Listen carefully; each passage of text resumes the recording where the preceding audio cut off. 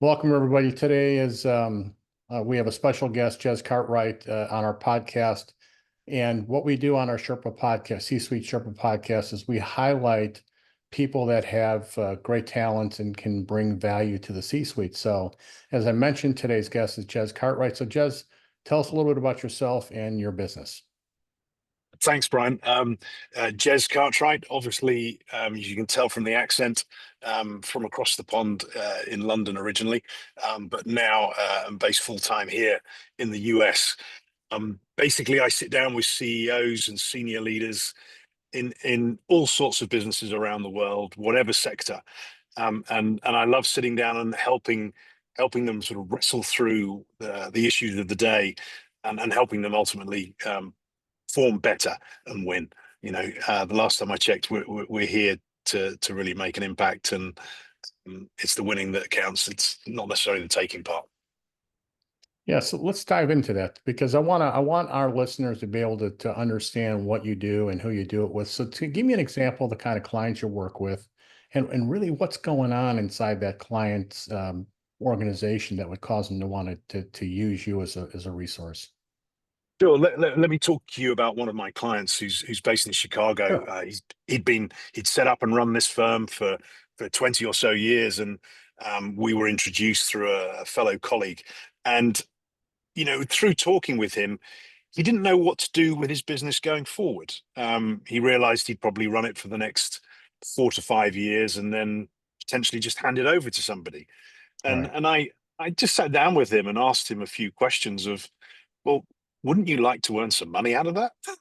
And he sort of chuckled. He went, well, yes, but I hadn't really thought about it. Right. So I've been working with him over the last year, and we've come in and looked at his business, looked at what areas of the business need a bit of help, so we can get some real clarity of what's going on.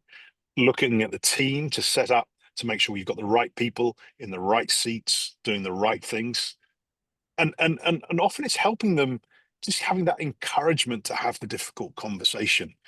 Most owners know the issues in their business, Yeah. but sometimes there's that fear of doing something, and working with somebody like me and a coach is just helping them over that little hump. And the best analogy I use is, we look at the world number one ranked athletes in the world, and they have an army of coaches helping them. Yet somehow in business, we just think we'll be okay by ourselves. Yeah. But all of my clients who I work with really get the benefit. Sometimes I'm an arm around the shoulder, and sometimes I'm a kick up the backside. But Yep. sometimes we Yep. need both in varying amounts. Yeah, you bring up a great point. I always talk about this too, that, in professional sports, we have coaches, we practice, we run plays, we plan out the next weeks or the next game or the next match. And in business, we just show up and just start doing stuff. And, we don't practice. We practice on live clients. We don't plan as well as we should. And then we wonder why things don't work out the way they should. Yeah, we It's, expect it to be great. yeah, And I love. yeah, go ahead. Sorry, I love the piece around Kobe Bryant, who was once interviewed, and they asked him, what motivates you? Is it winning or the fear of losing? And he went, well, actually, it's neither. I just want to learn how to get better every single day, and Right. I want feedback. And this is where I get into this debate around, well, being a CEO is like being a professional athlete. And I'm like, whoa, whoa, whoa, whoa, whoa, whoa. The professional athletes I've had the pleasure to work with who've gone on to win Olympic gold medals and national championships, they really dedicate themselves. They go above and beyond. They get into that really tough place of going, this is tough and I hate it. And they work through it. That's right. Very, very few senior leaders and CEOs are actually prepared to do the work. But the ones that do succeed way beyond. I had one client, a very young guy. He built this business with another gentleman, but they were prepared to do the work, and it resulted in a $29 billion exit.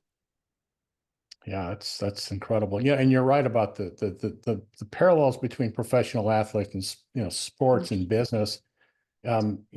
Sports, especially like here in the States, the statistics, the KPIs and metrics that we follow are incredible. And in business, We don't. If I go into and I'll Exactly. work with clients and I'll say, so how do you know if you're winning or losing? They go, I have no idea. But yet you go to a stadium, whether it's a soccer match or a football game or a baseball game, and there's a scoreboard and it has Yeah. every statistic you can imagine. But we don't do the same for business. And I've always wondered how is it we miss that? So I love your perspective. And I've had a chance to work with professional athletes in the racing industry, professional motorsports. Same thing. They Yeah. have 10,000 metrics that they have just on race cars, just to figure out, how to tune the engine and what tires to put on. And in business, we just show up and throw up and hope that whatever we did works. And there are world-class companies out there that obviously do it right, but Mm.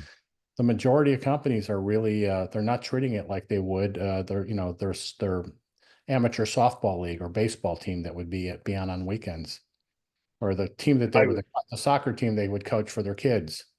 yeah, yeah. I And was with so, a very senior female exec from the tech industry this week at dinner, and she'd started her career early on as a graduate in General Electric, and she said when she was at GE, they forced her to do 360 reviews, and she hated it. But she says now in this very senior role, that's the best training she could possibly have, because she learnt about the things that her friends and colleagues weren't prepared to necessarily tell her. It was brutal and she hated it, right. but it's Yeah. made her one of the most effective leaders in what she's doing today. And I think a lot of senior leaders shy away from it because guess what? We don't like to admit that we are the way we are at times. Well, the model of leadership has been broken for a long time, and we're starting to see now leaders who realize that it's actually from their place of imperfection and brokenness, which is really a vulnerability state, that Mm. that you can be best. You can be the best leader in the world, because we're really broken men and women leading broken men and women, and basically trying to overcome our flaws. And then we've been taught for years, never admit you're wrong, pretend like you got it all figured out, fake it till you make it. And so I love Yeah, the fact that you help them, own the things that they need to do to get better. And from that place of vulnerability, they can really effectively lead their team. So that's part of the reason why I wanted to have you on the podcast, because you do thank you. something that we don't see a lot of other people doing, which is dealing with those kinds of leadership issues. So give me an example. You go in and you work with a company. You don't have to name names, but give me an example of what an engagement looks like. Maybe a 90-second example of company. You go in, here's what you do, here's what kind of return they get, to help the audience understand a bit more about how you work with Sure. teams. Well, first of all, I say to them, look, always remember I'm on your side, even when I'm giving you a tough time. Um, because in the back of your head, when I'm asking you that question, you don't want to answer, or you feel a bit, always remember I'm on your side. And then I say, look, let's engage for 3 months initially. You need to get to know me. I need to get to know you. And we both have the opportunity to walk away, because I might decide for whatever reason, you're not ready for change yet. You're not ready for that step up. And that's Right. entirely okay. Um, I'm in the business of helping clients win. It is a tough process, but it's a very supportive one at that.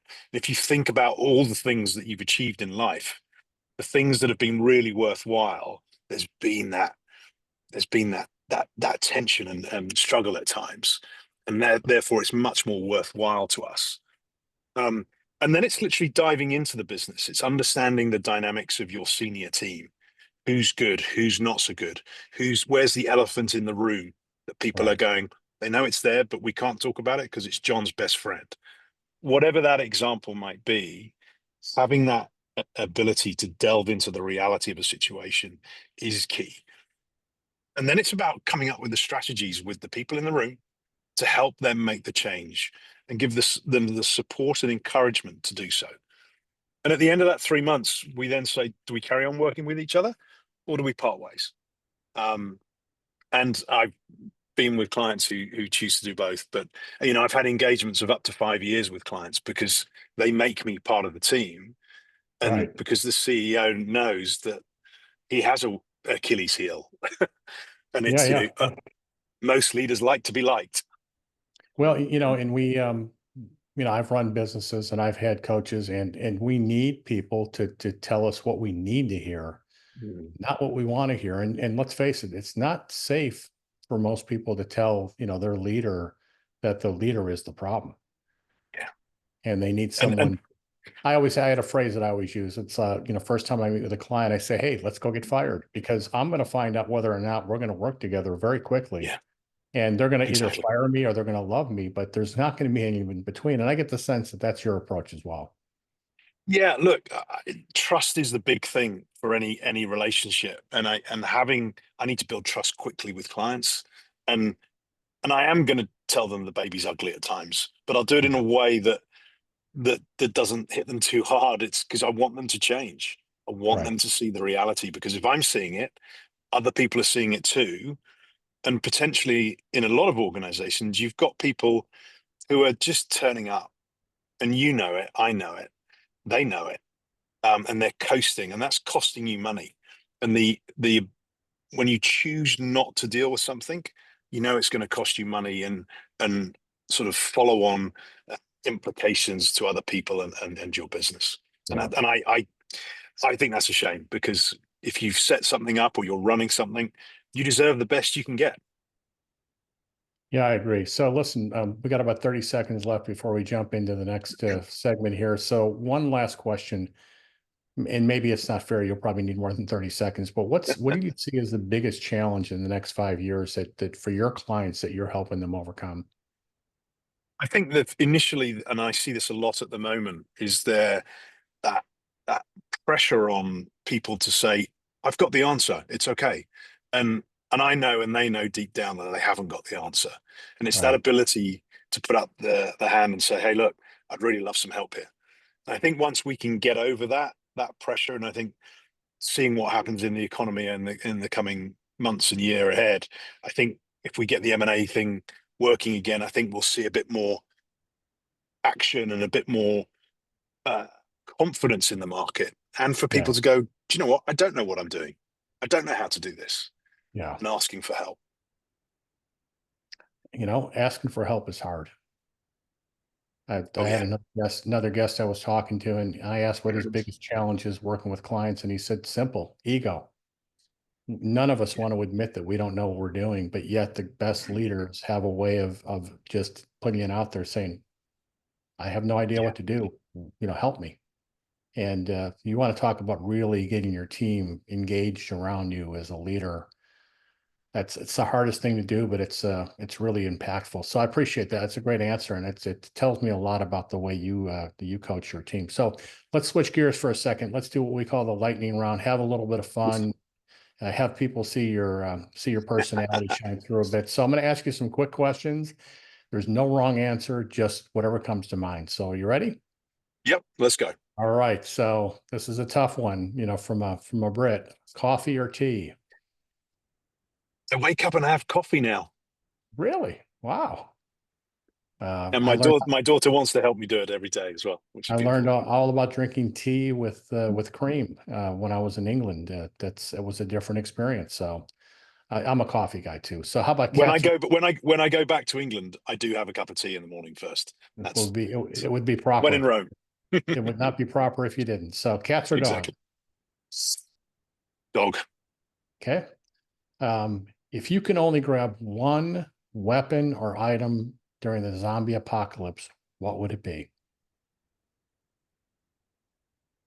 One item, or can it be my daughter? You can do that. But that'd be fine. It's like I said, there's no wrong answer. So the answer is you would grab your daughter. Yeah. And second would be my phone. Okay, great. On a serious note, favorite quote or phrase that you think about often? I come across so many the whole time. That's a really hard one. It's about, if you're not prepared to give up yourself and get out of the way, what are you doing here? It's something along those lines. Are you really prepared to give up everything in order to embrace everything you dare to believe? Yeah, absolutely.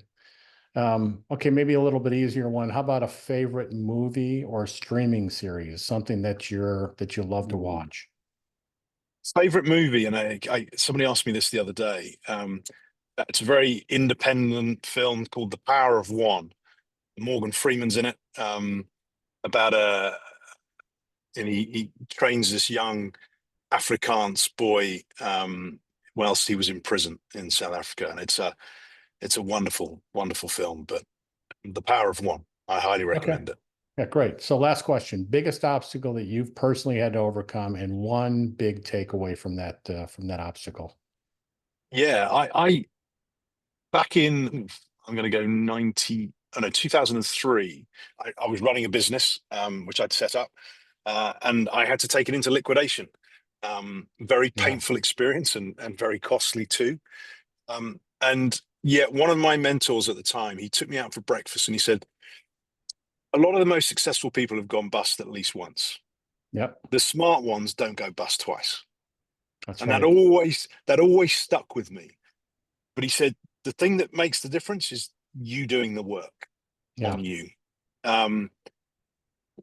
Wonderful wake up call. And I did do the work. And that's when I say to my clients, look, we all have insecurities.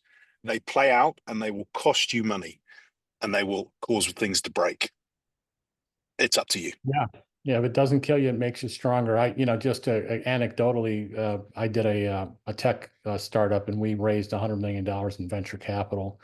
And one of the biggest questions that all the investors asked us as a leadership team is, so have you ever failed, bankrupted a company or anything like that before? And if the answer is no, they said, well, go do that. Then when you figured out how that works, call us again. Yeah, They exactly. didn't want it. Exactly. They didn't want to have you be the one have them be the investors that you learned about bankruptcy. So Too true. it's a great point. So listen, yeah, I could talk to you all day long. There's so much that we can get into, and we'll do this another time. We can have more time. In the That's great. meantime, if somebody's watching this, they want to reach out to you, contact you. What's the best way to get in touch with you? Email me direct at jc@jezcartwright.com. Look me up on the web. I will answer any email. And we'll put that in we post these out on our YouTube channel. I'll put that in the description so people will know how to get in touch with you. So if you're trying to write that down, don't worry about it. Just check the description of the YouTube channel. It'll all be there. So listen, Jez, thanks for your time. Great to get to know you and appreciate having you on the podcast. Pleasure. Have a great day. You too.